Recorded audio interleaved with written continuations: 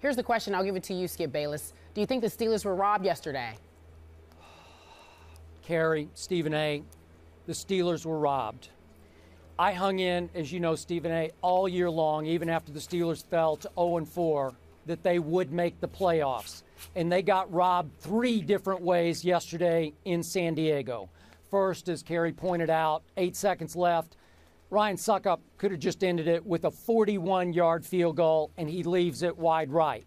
Then, and by the way, that left me on my couch, my living room floor yesterday, rolling around. Then I find out last night during the NBC telecast, courtesy of Pro Football Talk, that actually 7 Chargers lined up on one side of the ball, and it's only 6 or fewer. So that should have been a 5-yard penalty. So Suckup should have gotten another shot from 36 yards. So there's robbery number 2. All of those things are accurate, particularly with them having 7 guys on one side of the ball. That should have been a second attempt. But Suckup did miss the 41-yard field goal. I can't blame anybody for that. You're supposed to make that. That's a gimme. He should have been able to make that as far as I'm concerned. He should have had a second shot at it, so we can point to the officials. We can point to the run that should have been a touchdown. We can point to all of those things, but we also have to point to the fact that the Steelers started out the season 0-4. And I think it's a tribute to Mike Tomlin that he got them steered in the right direction and on the right track, and it just shows the difference between him and a plethora of coaches that have been or will end up being fired today.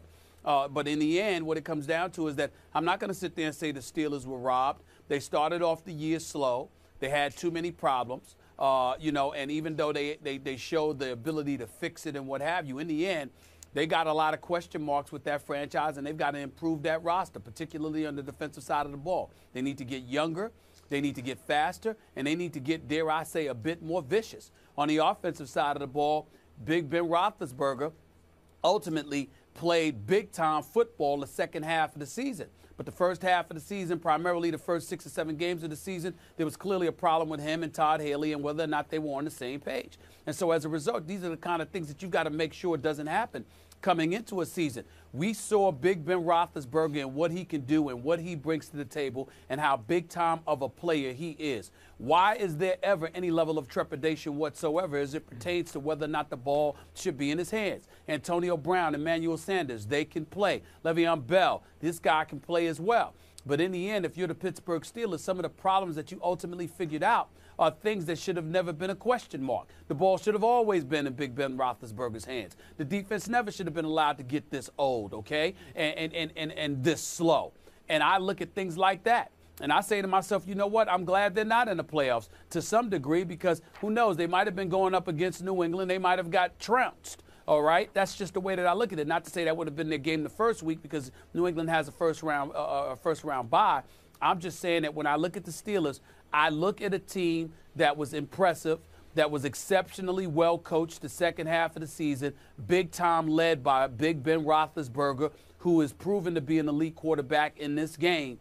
But there are so many question marks that should not have been there. There's so many question marks about this team. And when I see the teams that are in there, New England, Denver, Cincinnati, Kansas City, everybody with the exception of San Diego, I say is definitively better than the Pittsburgh Steelers. And so to me, again, they deserved what they got. And hopefully they'll make amends for this next year moving forward.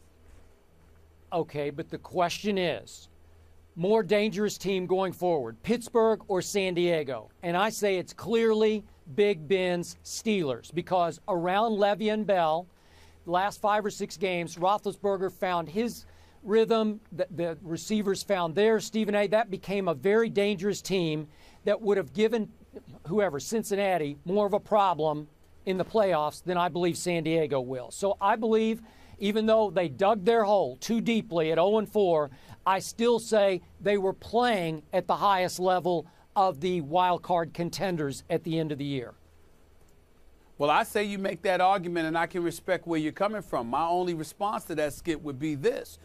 You have an argument because, since San Diego, all comfortable and everything. You saw that weather out there. I mean, Peyton Manning, if he wasn't too busy throwing touchdowns, he could have sat back, chilled, and caught a tan, for crying out loud. That's how beautiful the weather was in San Diego. And I was just a couple of hours away until a couple of days ago when I was in L.A.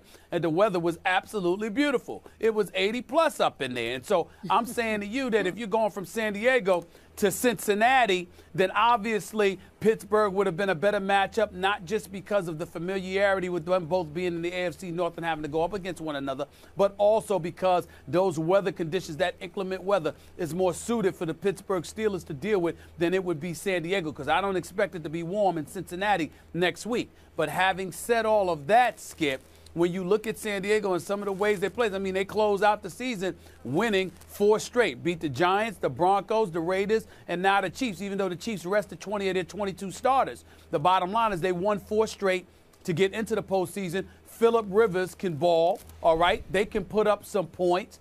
Again, I don't think they would be a better matchup for Cincinnati than Pittsburgh would have been, but the Steelers put themselves in this position, and I'm not sure what a threat the Steelers would have been, because defensively, even though they're experienced, I think they're old. I think they're incapable of man-on-man coverage, and I think as a result, they would have been picked apart by some of the better quarterbacks and better offenses in the postseason.